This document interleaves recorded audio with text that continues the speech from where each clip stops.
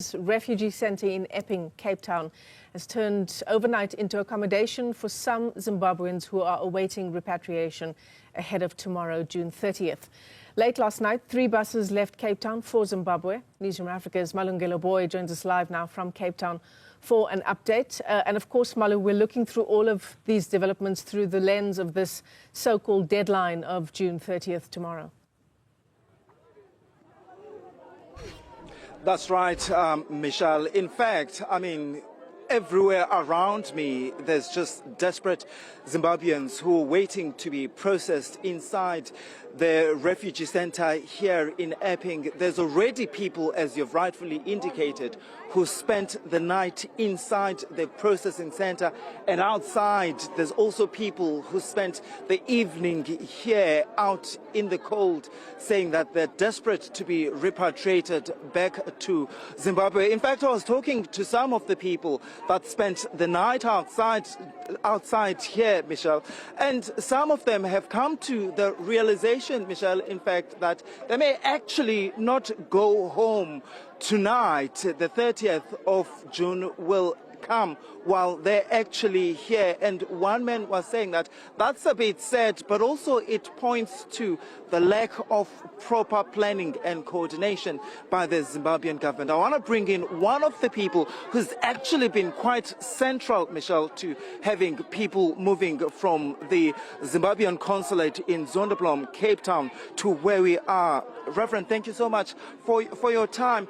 One of the things that, for me at least, that is very apparent, right, is that there's poor coordination here, and it seems as if, at face value at least, that the Zimbabwean government was caught off guard by the sheer number of the people that will rock up. Caught off guard, it would be an understatement. They are unprepared. They didn't know what to do.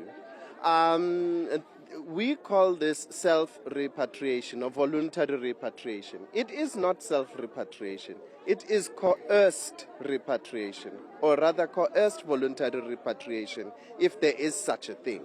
But the people here did not just willfully leave home and say, we want to go back to Zimbabwe.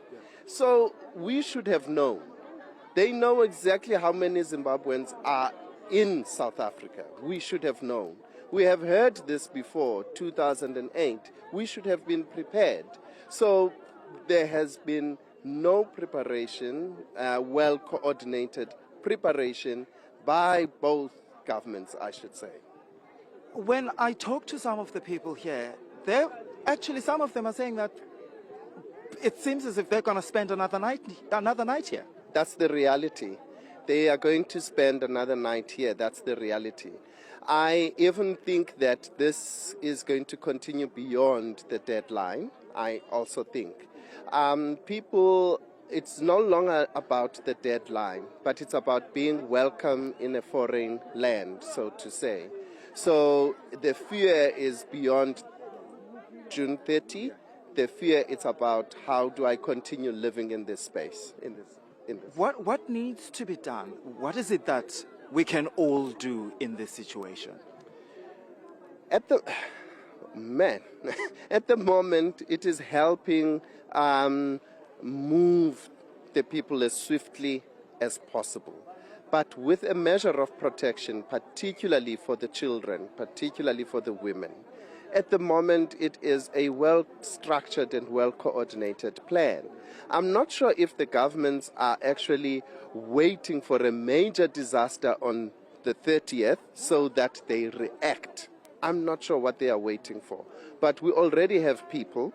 We need to assist them to go home and be comfortable at home. So if business, if government, if civil society could assist these numbers to go back home. All right, Reverend Mark Kubalo, thank you so much for your time. Michelle, he's been here in Epping. Earlier on, he was in Zonderblom outside the Zimbabwean consulate, interacting with the people that you're seeing outside this refugee center, also trying to make sure that they get accommodation. But I think, Michelle, some of the women in particular that I was talking to, they were complaining that the first come, first serve rule is not being practiced here, right? There's a lady who was saying that she arrived at the Zimbabwean consulate at around on Thursday, and she's still here, and she was hoping that over the weekend she would have left, but that's not the case, because the priority is women who have children that are being made to leave first.